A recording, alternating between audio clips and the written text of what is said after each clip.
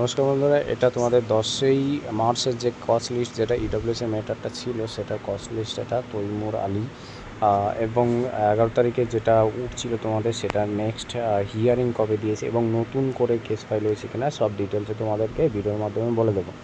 এবং যারা আরটিআই করবে, যাদের মার্ক কমে গেছে এবং তারা মার্ক দেখতে চাও যে কী সমস্যা হয়েছে, তোমার ভুল না পিআরবি কাউন্টিং ভুল হয়েছে, সব ডিটেলসে এর ভিডিও ডিসক্রিপশনে লিঙ্ক দিয়ে দেবো। আরটিআই কীভাবে করবে এবং আরটিআই কপির পিডিএফটা কী করে করবে, এবং আরটিআই করতে গেলে অনলাইনে তোমার 590 টাকা মতো খরচ হবে, ঠিক আছে, 590 টাকা মতো খরচ হবে। এবং অফলাইনে করলে পরে তোমার 40 থেকে 50 টাকা মতো খরচ হবে, ঠিক আছে। এবং এই 40 থেকে 50 টাকার সুবিধা কি, এক সপ্তাহের মধ্যে তুমি রিপ্লে পেয়ে যাবে।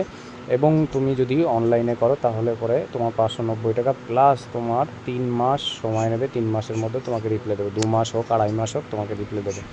তো আমার মতে তোমরা অফলাইনে করাই বেটার হবে, তোমাদের এক সপ্তাহ মধ্যে রিপ্লে দিয়ে দেবে। তোমাদের যাদেরই মার্ক কমেছে কিনা তারা দেখতে পাবে।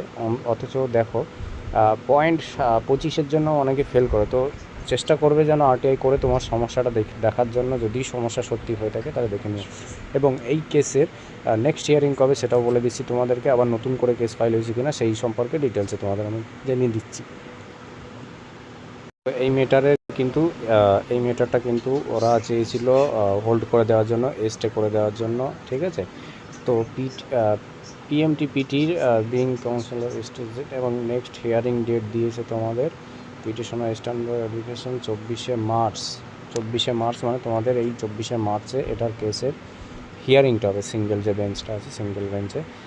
তো নতুন করে একটা আভাস পাওয়া যাচ্ছে তোমাদের যে 12 তারিখে যে প্যানেলটা পাবলিশ হয়েছিল, সেই প্যানেলের পরিপ্রেক্ষিতে অনেক কিছু দেখে নিয়েছে, সেই সম্পর্কে একটা কেস হতে চলেছে শুনছি।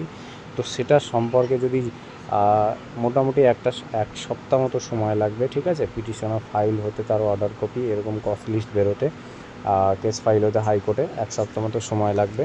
1 সপ্তাহ পরে আমরা ডিটেলস জানতে পারবো যে সঠিক হয়েছে কি না। এখনও পর্যন্ত সেরকম খবর নেই যে হচ্ছে, কিন্তু এটা খবর আছে এই মুহূর্তে যে তোমাদের এই প্যানেলটা নিয়ে সিভিক এবং এনবিএ, হোমগার্ড, এক্স সার্ভিসম্যান, এরা এই কোটা নিয়ে নাকি আবার একটা নতুন করে একটা কেস করতে যাচ্ছে।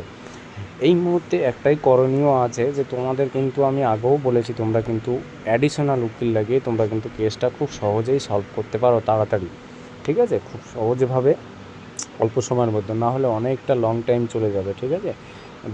এই মুহূর্তে দেখো, সরকার পক্ষের এক পক্ষে কতজনকে রিপ্লে করবে, 4-5টা কেস, 3-4টে কেস হয়ে আছে, 4জনকে রিপ্লে দিতে গেলে 4জনের পুরো সমস্ত রিক্রুটমেন্টের কিন্তু প্রসেসটা অনেক ঢিলে হয়ে যাবে।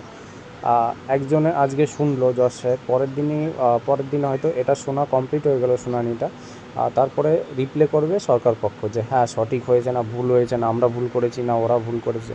তো এটা রিপ্লে দিতে দিতে কিন্তু অনেক লং ডেট পড়ে যাবে, তোমরাই দেখছো কতটা ডেট পড়ছে, কত লং ডেট করে পড়ছে, 1 মাস, 25 দিন, 20 দিন করে।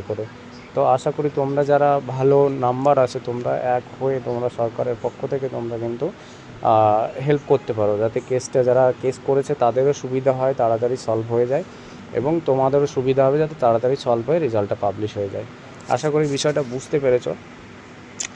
তো ভিডিওটা এই